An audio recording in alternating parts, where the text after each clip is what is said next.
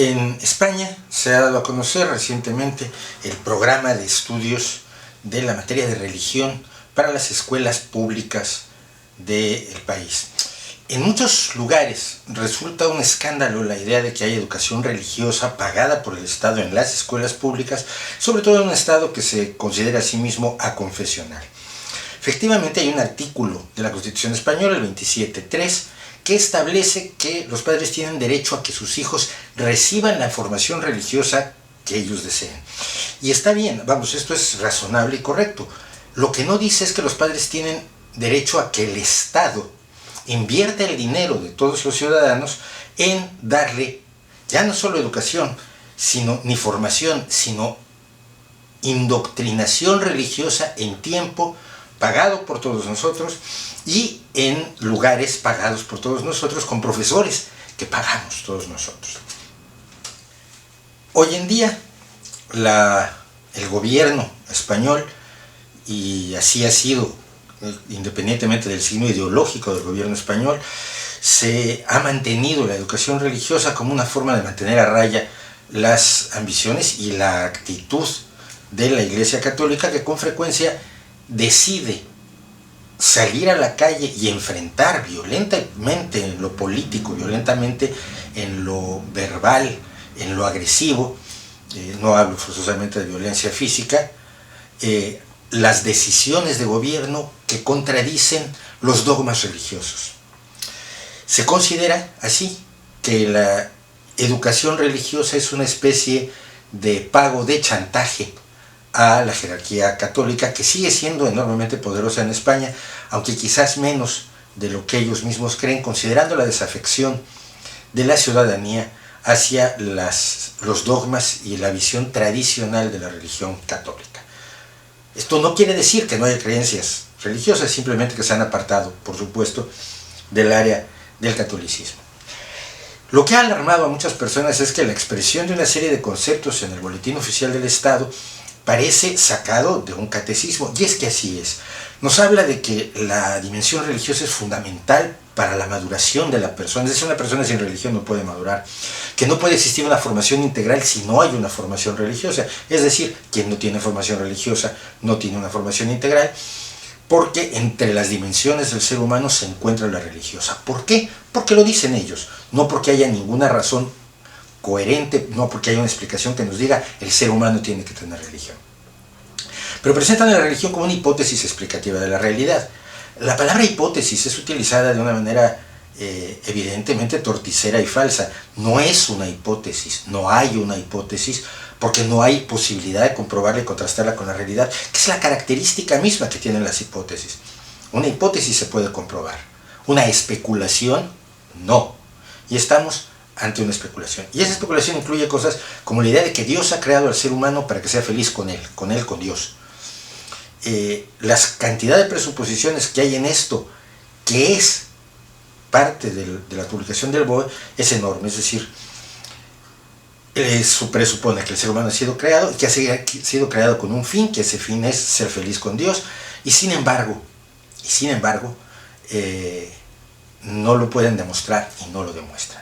Pero hay algo aún más grave, y esto ataca a quienes no tienen las creencias. En la introducción a la ley sobre educación religiosa, el BOE dice directamente que el ser humano pretende apropiarse del don de Dios prescindiendo de él, y en eso consiste el pecado. Es decir, apropiarse del conocimiento, apropiarse de la felicidad, apropiarse de la independencia, es pecado. En esto consiste el pecado. El rechazo de Dios tiene como consecuencia en el ser humano la imposibilidad de ser feliz. Y lo que se le está diciendo a los niños aquí es muy, muy grave. Y esto se le va a decir a los niños de todas las edades, primaria, secundaria, bachillerato. Es decir, que no existe la posibilidad de ser feliz sin la hipótesis de Dios, y que además quienes no tenemos la hipótesis de Dios somos por definición infelices, cosa que nuevamente habría que demostrar, pero nunca se ocupan de hacerlo porque no están educando, no están formando, no están enseñando historia de las religiones, sino están indoctrinando para tener siervos de la Iglesia Católica. Así, en el primer curso, a los niños más pequeños se les dice que la persona es un ser capaz de hablar con Dios. y tienen que aprenderlo y tienen que expresarlo con sus propias palabras para poder aprobar los exámenes que formarán parte del promedio de su calificación, de sus notas al cabo del año. Tiene que expresar en sus propias palabras el asombro por lo que Dios hace. Tiene que asombrarse por lo que hace Dios o no aprueba el curso. Tiene que identificar y enumerar los cuidados que recibe en su vida como don de Dios. ¿Cómo sabe que los cuidados que provienen de su vida, que tiene su vida, provienen de Dios? ¿Qué información le indica que esta es la explicación, la hipótesis correcta? Tampoco lo dice. Nuevamente, lo único que quiero señalar no es el escándalo por una educación religiosa que siempre ha sido así, sino señalar exactamente qué se le hace a los niños y por qué es grave. A través de la Biblia, por ejemplo, le dicen a los niños que se demuestra que el hombre es capaz de hablar con Dios. Y el niño, lógicamente, pretenderá hablar con Dios y se sorprenderá al no recibir respuesta y pensará que el problema es de él. Y esto, evidentemente, causa desazón en un pequeño. Se le ordena además, como parte del primer curso, memorizar y reproducir fórmulas sencillas de petición y agradecimiento. ¿Qué es la oración? ¿Qué es rezar? Tiene que aprender a rezar para poder aprobar el examen. Y asocia, y esto es muy importante, asocia las características de la familia de la iglesia, porque esta educación, este curso, considera a la iglesia como una familia, asocia a la familia de la iglesia con su propia familia. Es decir, desvirtúa la propia familia para identificarla con una institución que no tiene absolutamente nada que ver ni con el origen de la familia, ni con la formación de la familia, ni con el desarrollo de una familia, ni con la diversidad que puede haber en las familias, ni mucho menos con el cariño incondicional que tienen las familias. Pero tiene que hacer algo más el pequeño. Tiene que reconocer la incapacidad de la persona de alcanzar por sí mismo la felicidad. Nuevamente nos establece que solo a través de la religión, solo a través de la creencia, solo a través de hacerle caso al profesor que te está diciendo esto, puedes ser feliz. Si no, el precio será la infelicidad para toda tu vida. Y todos los dones que el niño recibe, todo lo que ve a su alrededor, tiene que relacionarlo con Dios obligatoriamente. No solo se le va a indoctrinar sobre esto, sino que además se le va a examinar. Y como no dé la respuesta correcta, perderá puntos. Esta es una forma de educación, si uno quiere, de indoctrinación, que violenta de manera sumamente preocupante los derechos esenciales del niño. Y uno de los derechos esenciales del niño es que quienes están a su alrededor, que los adultos que están a su alrededor, no le hagan daño y no le mientan. La confianza de un niño es un elemento que consideramos, cualquier persona normal considera algo totalmente sagrado. Y violentar con mentiras la conciencia de los niños, la confianza de los niños, debería ser considerado algo preocupante, debería ser considerado algo que no deberíamos hacer quienes somos adultos. Mucho menos engañarlos y mucho menos decirles cosas de las que nosotros ni siquiera estamos seguros.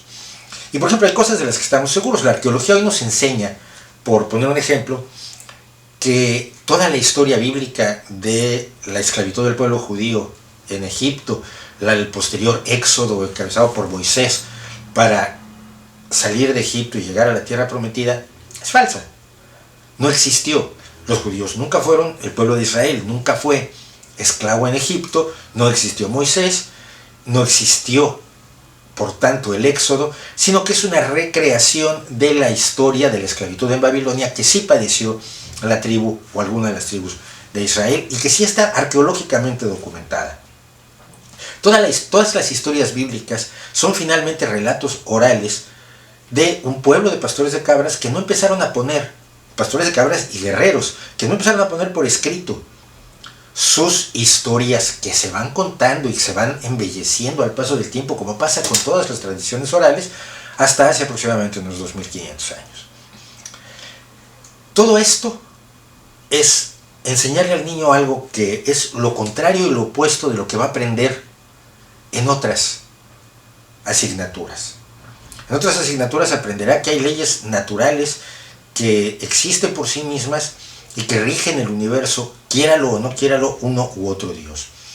Va a aprender que la creación no existe, que el universo no fue creado, sino que es algo que hasta donde sabemos ocurrió. Y hay una parte que no sabemos y no vale que la parte que no sabemos los primeros instantes del Big Bang, los rellenemos con un dios, con una fantasía, con una hada, con un gnomo, con un ser creado por nuestra imaginación. Tenemos que aprender a decir no sé. Y al niño no se le dice aprende a no saber, sino se le dice acepta cualquier idea, por extravagante que parezca, como la explicación correcta. Este tipo de enseñanzas van a estar repitiéndose continuamente a lo largo de los distintos cursos que el niño va a pasar en la primaria, la secundaria y el bachillerato. Cierto es que, y esto hay que aclararlo, la educación permite una opción, permite al niño estudiar una